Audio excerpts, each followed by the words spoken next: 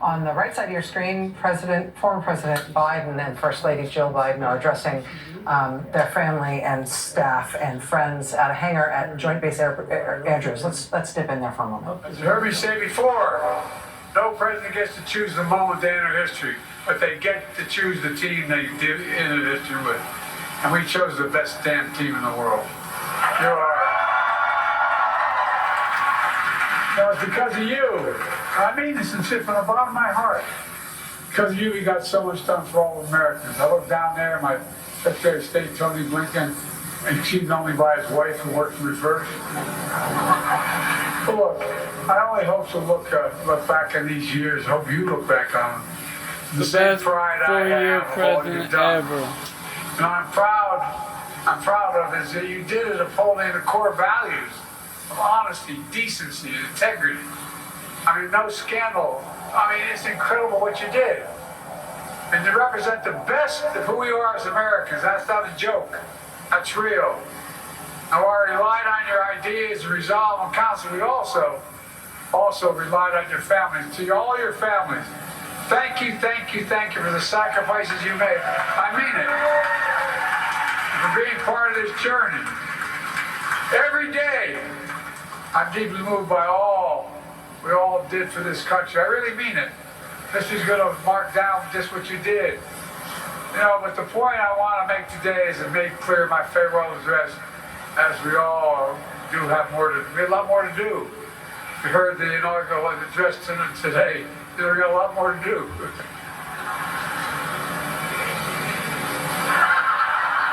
I know from many years of experience, they're up and down, but we have to stay with it. My dad taught me to measure a person, heard me say it before, is how quickly they get back up when they get knocked down. That's what we have to do right now. And we've always done our best as Americans. We never give up. Never. Not Donald Trump. First We're leaving criminal office, ever. but we're not leaving the fight. You're smart, you're skilled, you're passionate. The country needs you again. So all you can, stay engaged in all the ways you can. Whether it's in public service, the private sector, philanthropy, academia, running for office yourself, or anything else you choose to do. I give you my word, we believe in you. We, Jill and I, our family, believe in you. Just as I've said, how the laws we enacted, our seasons are going to grow and bloom for decades to come. I say that to you as well. I have no doubt you'll make this experience and take the friendships you made to continue to do amazing things in decades to come. That's why I see a future. All of them leading the way by you all. You know, so take some time to decompress, reconnect with your friends, spend more time with your family, but most of all, take care of yourselves and each other. I mean it. Let me close where I began with my sincere gratitude. And I really mean it from the bottom of my heart. I've been doing this for 50 years with the best group of people. Hard to say. It's been the honor of my life to serve as your president. And I tell you what, the greater honor is being able to serve with all of you. You're incredible.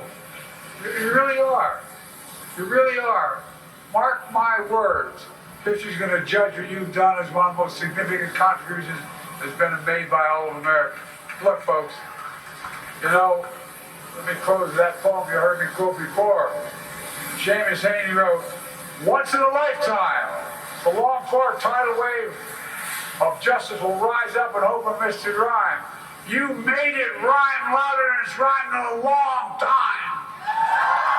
I really mean it. We're on the cusp of real change, so let's make hope in history rhyme. I love you all. I've keeping you too long, but thank you. Bye-bye, best American president. Can I go up this way? Joe Biden.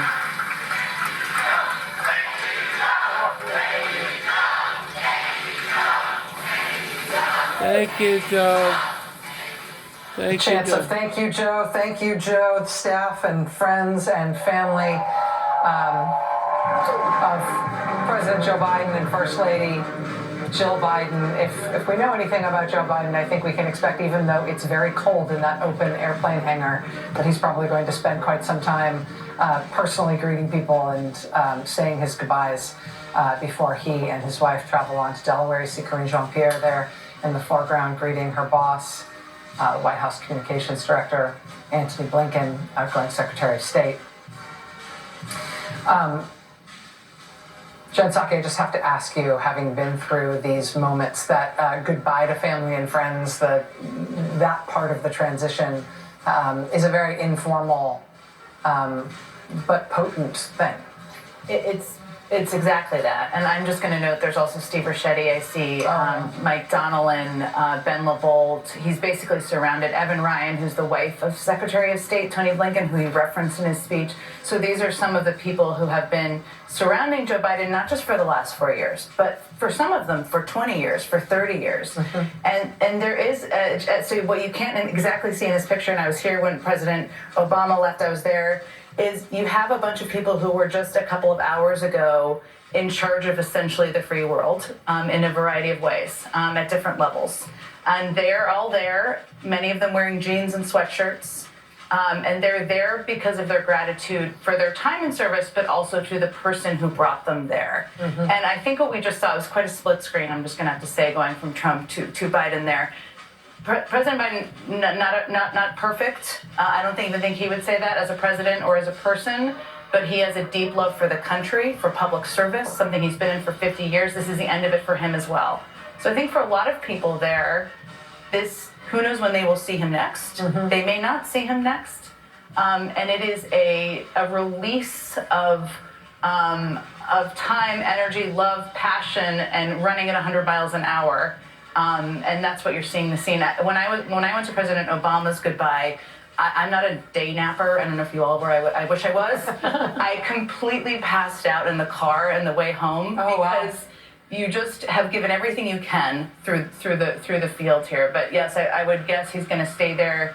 He's going to honor the people that served for him, thank them. And that tells you a lot about who he is as a person. This is the personal side of that running through the tape moment at the end of an administration.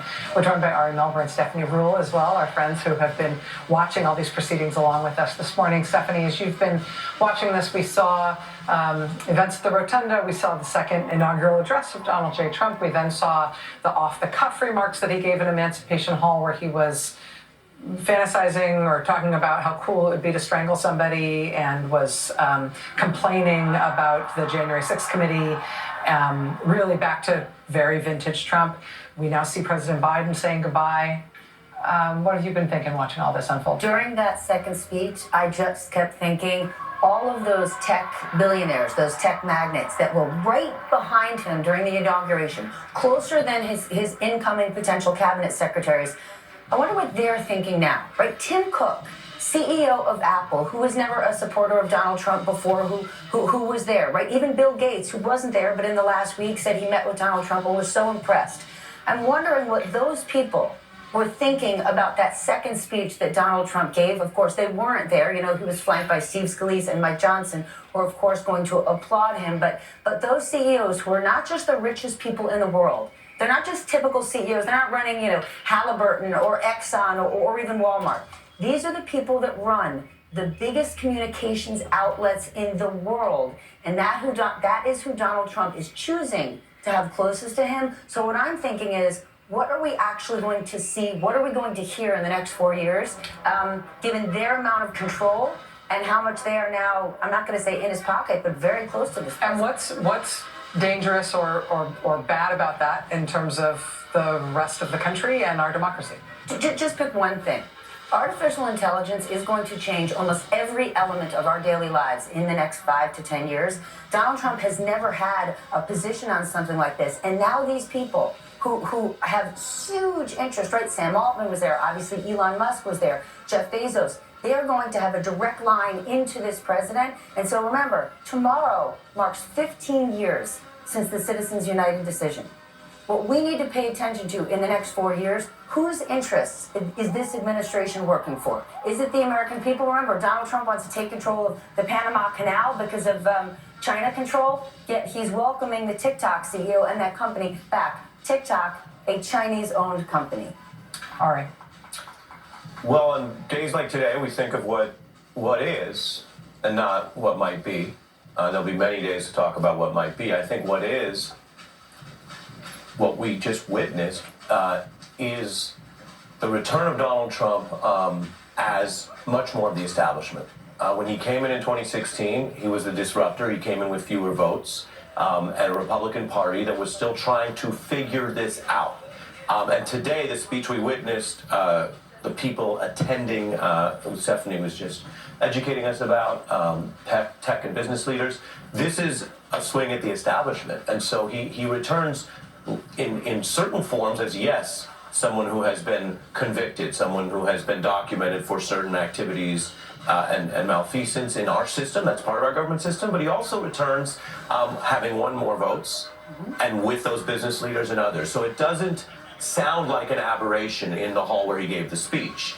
I do think over time people will have to assess the campaign promises, the agenda that is for the public versus himself. And so ultimately, if this was an election about the price of eggs and post-COVID adjustments and concerns about your life, and what you get in return is we're renaming the Gulf of Mexico, or we're personally profiting off cryptocurrency at the elite level, then the public and what I'm calling what might be will play out over time. But I was really struck by, in the visual that actually matched where the political economy and business class was him returning not as an aberration. Yeah.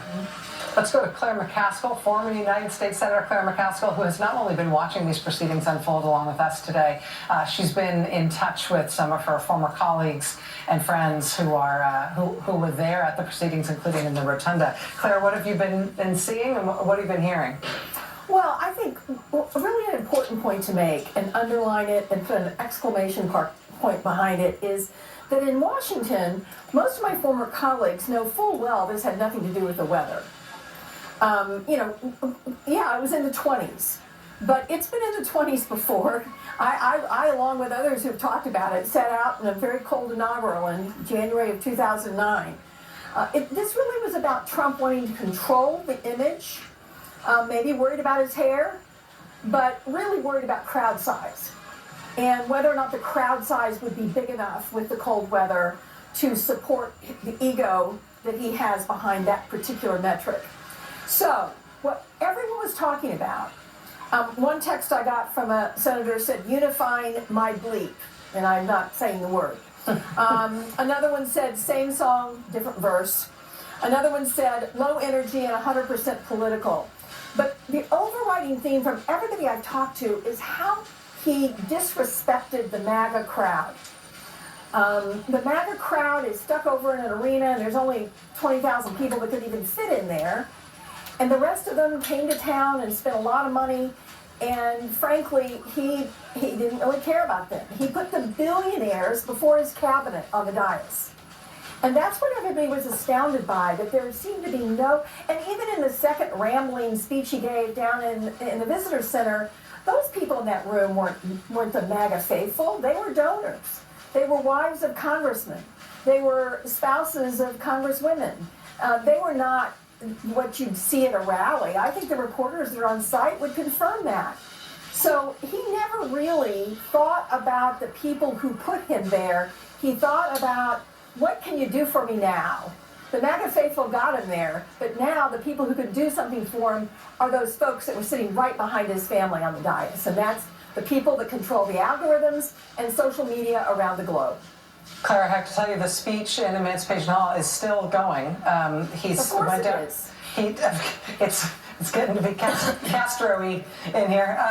He started off with talking about the January 6th committee, a string of falsehoods about the committee having deleted evidence, which didn't happen. He said that had there been 500 troops at the Capitol, which Nancy Pelosi made sure didn't happen, then January 6th would have never happened. And by the way, it was 1 million people, and he has great pictures of it. I mean, just add a string of falsehoods. And now he's been rambling about the border for a long time. We've seen Mike Johnson and J.D. Vance standing just behind him in matching Trump outfits. who keep laughing, appearing to try to create the impression that all of these things that he's saying that are sort of nonsensical are a joke. So we are getting a visual of what it means to be sort of a Trump supplicant, even among the people who are at the highest levels of the Republican power structure around him. I feel like it's not, on the Republican side, it's easier to be cheering for a guy at a rally than it is to be standing there while the guy's giving however long a speech rambling about stuff that's not true and you have to pretend the whole thing's funny. Yeah, and you notice that Melania was smart enough to get a chair. I think she kind of knew this was going to be a venting session of a lot of his nonsense. But I gotta say, I will say this about my former colleagues in the Senate. They are hyper-focused about not getting distracted about what he says, but rather every day, I think, hopefully, being disciplined about what he does in terms of this landmine of broken promises that's gonna occur. And also, the other thing is that he's not going to be helping those folks that got him there. And I think hopefully they've learned that we need to ignore a lot of the stuff he says and pay much more attention to the stuff he does. That's exactly right. And we will not take our eye, in terms of the one thing that he said that I'm definitely going to stick with, it was his line at the rally, the pre-inaugural rally last night, where he said to the crowd, quote, "I will act with historic speed and strength and fix every single crisis facing our country." That's one thing that he said that I'm definitely going to do a lot of reminding about as we head into the real world and the start of this administration. Claire, thank you. I know we will be back with you. Joining us now is Michelle Norris, senior contributing editor here at MSNBC, who has been watching these proceedings along with us. Michelle, I'm curious to hear what has been on your mind and what observations you've been able to make while we've been watching everything that happened this morning, the inaugural itself, and now since. Well, we were told that this was going to be a speech that was about unity.